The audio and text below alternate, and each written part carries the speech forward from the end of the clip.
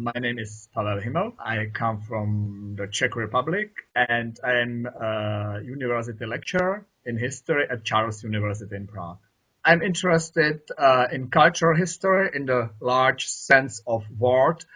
So my main research topics used to be marginalized social groups in 17th, 18th century, vagrants, vagabonds, gypsies. I also worked on the history of homosexuality in Czech lands, and now I'm working on the history of administration and state formation during the Enlightenment. Why are these topics so important to you? Why are you so passionate about, for example, outsiders? Firstly, I was surprised that we can get so much evidence about these seemingly lost or forgotten people. So, archives, this is the reason number one. And the reason number two is I think it tells us a lot about the society when we consider which groups, which people, which behavior this society excludes. What is your approach? I would call my approach historical anthropology. It means I try, based on trials, to reconstruct the behavior, the self-perception of these groups. How did they act if they had some space to construct their lives, their activity? So I try to look at their lives by their or through their eyes. Is it possible to get really close to these people? It is not possible completely because you don't dispose about self-evidence. It means you don't have diaries, you don't have memories, you don't have letters of these people. The closest source you have are their depositions, their trials. And this is, of course, an unequal situation. But I'm convinced we can still at least approach the view and self-perception of these people. Based on your research, do you think that there are similar reasons for being or becoming an outsider? It's a good question because I could start thinking about eternal, everlasting mechanism which lead to exclusion. But it's hard to say because the reasons, the concrete reasons of exclusion change during the time, and what remains the same is this situation of being excluded or of feeling excluded.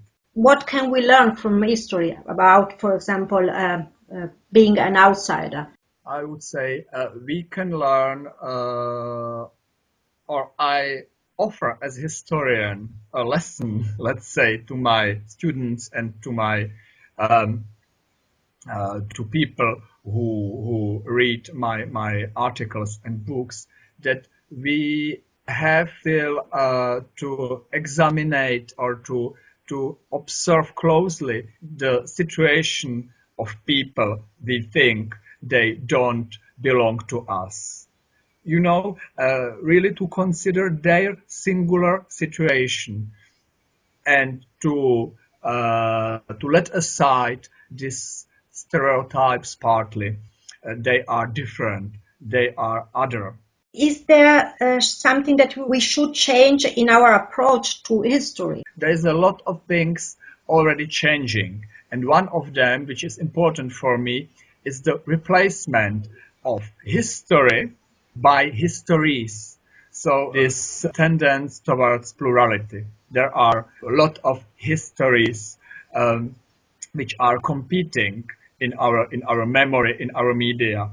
So perhaps we should pay more attention to this plurality of histories and be attentive of who is speaking, who is presenting the only one possible history to us. What is the most important lesson that you have learned from your research?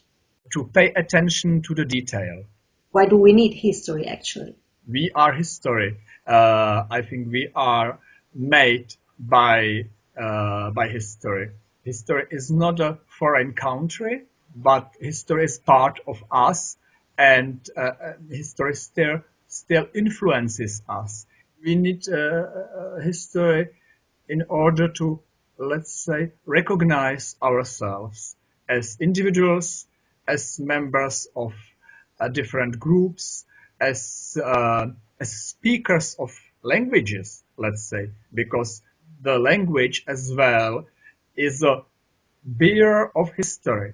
The language is a sort of container of history. That you have in a language, you have sedimented, if I can say it like this, different influences, different elements from different times, and even when we speak, we are part of this history. Can we say that if we change our perception of the past, we change our perception of the present? Yeah, absolutely. This is not everything which happened in the past is history. There are a lot of lives, lot of events, even lot of things which happened somewhere in the past. But when nobody remember that when nobody remembers this past things, they are not part of history. History is only what we are creating for us, what we are writing about for us. So I consider history rather of a present activity. You know, this choosing, emphasizing, telling, constructing the stories. And in this activity, this is a present activity, making history. There is no history, let's say, without making history. It's really interesting because this means that even your work on outsiders somehow is to bring them into our history, to make them part of our history. Absolutely. For me, it's even a substantial part of the work of historian. You choose your object and you bring it to our conscience. What do you do when you are not researching? Apart sports, I am a member of the Czech Green Party, and for me, because I am basically a teacher or university lecturer, the topic number one is education. A wish for the future? My personal wish is the education system in the Czech Republic would be better, would be more inclusive and less competitive. If you could send a letter to a future historian, what would you say? You will perhaps have a better look on our society than we have.